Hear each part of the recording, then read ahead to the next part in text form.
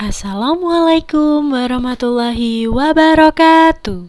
Bagaimana kabarnya anak soli dan solihah hari ini? Semoga semuanya dalam keadaan yang sehat serta dalam lindungan Allah ya. Alhamdulillah kita bisa berjumpa lagi melalui video pembelajaran. Tetap semangat ya dimanapun dan dengan siapapun kita belajar.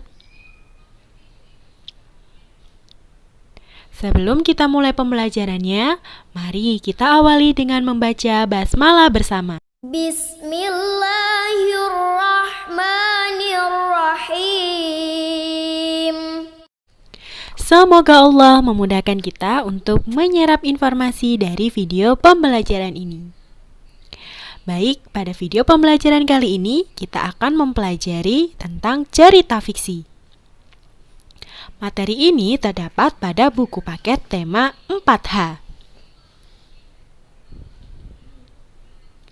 Cerita fiksi adalah cerita rekaan yang sengaja dibuat oleh pengarangnya. Cerita di dalamnya merupakan hasil dari daya khayal, angan-angan atau ide, dan kreativitas penulis. Cerita fiksi memiliki beberapa ciri-ciri. Ciri-ciri cerita fiksi. Berikut adalah ciri-ciri cerita fiksi. Ciri yang pertama yaitu ceritanya bersifat khayalan, imajinatif, atau tidak nyata. Tujuannya adalah untuk menghibur pembaca. Dalam cerita tersebut mengandung nilai moral atau nilai-nilai kehidupan di dalamnya. Dan kebenaran cerita dari cerita-cerita fiksi masih diragukan. Berikut jenis-jenis cerita fiksi.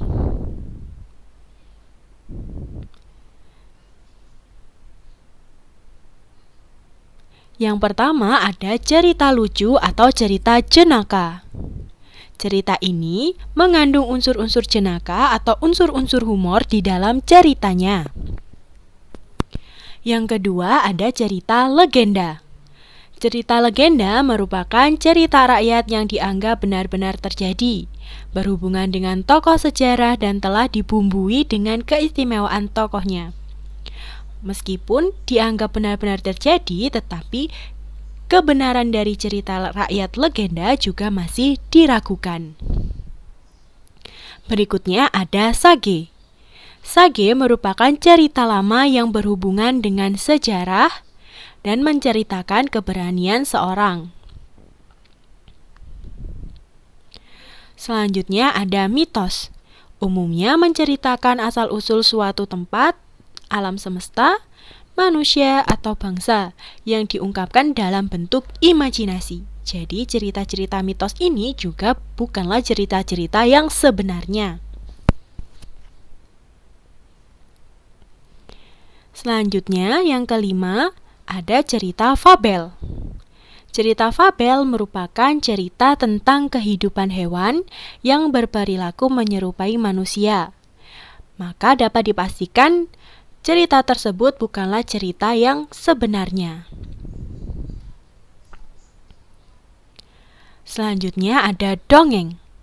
Dongeng biasanya menceritakan hal-hal aneh yang tidak masuk akal. Umumnya, pengarangnya tidak diketahui siapa pengarangnya. Selanjutnya, unsur-unsur intrinsik cerita ada tokoh cerita. Tokoh cerita fiksi berdasarkan posisinya dalam cerita terbagi menjadi dua, yaitu tokoh utama. Tokoh utama merupakan tokoh yang sering muncul atau dibicarakan dalam sebuah cerita. Dan yang kedua ada tokoh pendukung. Tokoh pendukung merupakan tokoh yang diciptakan untuk menguatkan isi cerita. Tokoh cerita fiksi berdasarkan perannya. Dibagi juga menjadi dua, yaitu tokoh protagonis, tokoh-tokoh yang memiliki sifat-sifat baik, dan tokoh antagonis yang merupakan tokoh-tokoh yang memiliki sifat-sifat buruk atau tidak baik.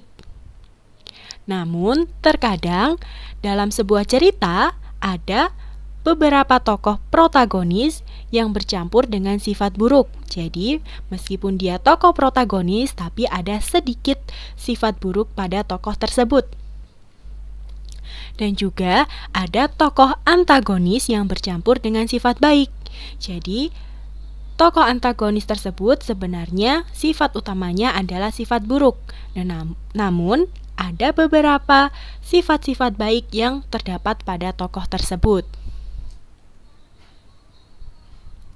Alhamdulillah, materi hari ini telah selesai. Jazakumullahu khairan sudah menyimak video ini dengan baik. Semoga ilmu yang kalian dapatkan dapat bermanfaat. Sampai berjumpa di video-video pembelajaran berikutnya. Wassalamualaikum warahmatullahi wabarakatuh.